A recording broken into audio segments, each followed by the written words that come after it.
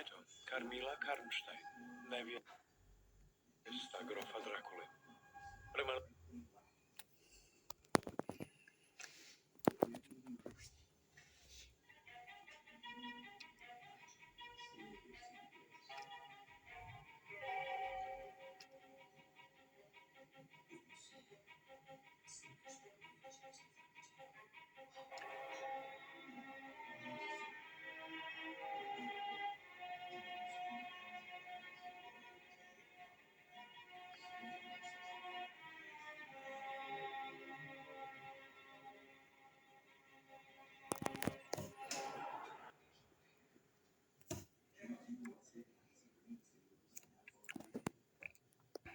bili stvoreni jedno za drugo.